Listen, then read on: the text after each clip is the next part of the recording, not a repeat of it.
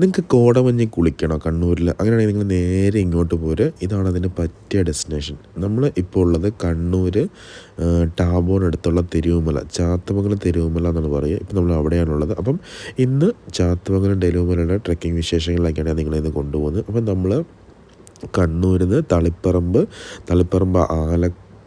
ആലക്കോട്, നമ്മൾ തെരുവുമല, ആലക്കോട് നിന്ന് കാർത്തികപുരം ടാബോറിൽ നിന്ന് നമ്മൾ തെരുവുമല റൂട്ടിൽ എത്തിക്കൊണ്ടിരിക്കുകയാണ്.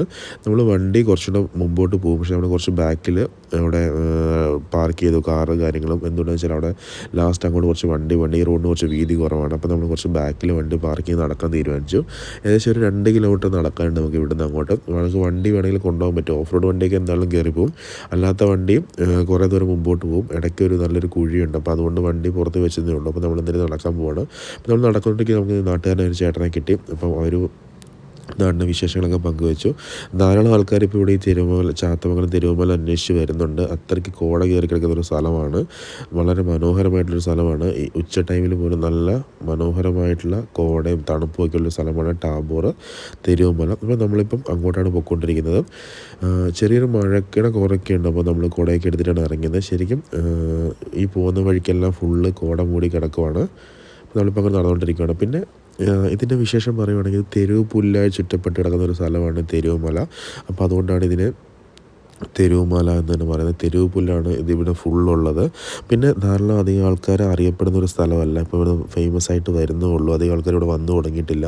ഇതിനടുത്തായിട്ട് തന്നെ നമുക്ക് പൈതൽമലയും പാലക്കയം തട്ടൊക്കെ ഉള്ളതുകൊണ്ട് ഇങ്ങോട്ട് അധികം ആൾക്കാർ വന്നു തുടങ്ങിയിട്ടില്ല. ബട്ട് നമുക്ക് ഓഫ് റോഡ് വണ്ടിയൊക്കെ എടുത്ത് വരുന്നവർക്ക് കുറേ ദൂരം നമുക്ക് വണ്ടി കൊണ്ട് തന്നെ പോകാൻ പറ്റും. വേണമെങ്കിൽ മുകളിലോട്ട് പോലും വണ്ടി കയറി പോകുന്ന ഒരു റോഡ് തന്നെയാണ്. അപ്പോൾ നിങ്ങൾക്ക് വീഡിയോ മുമ്പോട്ട് കാണുമ്പോൾ മനസ്സിലാവും.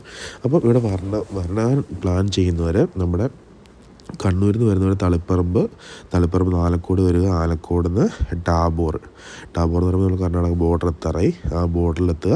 അവിടെയാണ് നമ്മുടെ തെരുവുമല സ്ഥിതി ചെയ്യുന്നത്. അപ്പോൾ മെയിനായിട്ടുള്ള എൻട്രൻസ് ഗേറ്റ് ഇവിടെയാണ് തെരുവുമലയുടെ. ഇവിടെ ടിക്കറ്റ് എടുക്കുന്ന കാര്യങ്ങളൊന്നുമില്ല. ഇവിടെ രണ്ടും ചെറിയ പെട്ടിക്കടകളുണ്ട്. അപ്പോൾ ധാരാളം ബൈക്കിനൊക്കെ നല്ല ആൾക്കാരോട് വരുന്നുണ്ട്. പെട്ടിക്കടയിൽ നമുക്ക് വെള്ളവും കാര്യങ്ങളൊക്കെ വാങ്ങിച്ച് കുടിച്ചിട്ട് നമുക്ക് ട്രാവൽ ചെയ്യാൻ പറ്റുന്നതാണ്. അപ്പം താബോർ തെരുവുമല വൈകുന്നേരം 5 മണി 6 മണി കഴിഞ്ഞ് പ്രവേശനമുണ്ട്. അതൊക്കെ ഒരു ബോർഡൊക്കെ വെച്ചിട്ടുണ്ട്. അപ്പോൾ ഇതാണ് ആ സ്ഥലം. കാരണം എന്താ വെച്ചാൽ ആനകളൊക്കെ ഇറങ്ങുന്ന സ്ഥലമാണ്. നമുക്ക് അധികം രാത്രി ആയി കഴിഞ്ഞാൽ പിന്നെ നമുക്ക് തിരിച്ചിറങ്ങി വരാൻ ബുദ്ധിമുട്ടാണ്. അത്രയ്ക്ക് കോടയാണ്. അതുകൊണ്ടാണ് അവിടെ ഒരു ബോർഡും കാര്യങ്ങളൊക്കെ വെച്ചേക്കുന്നത്.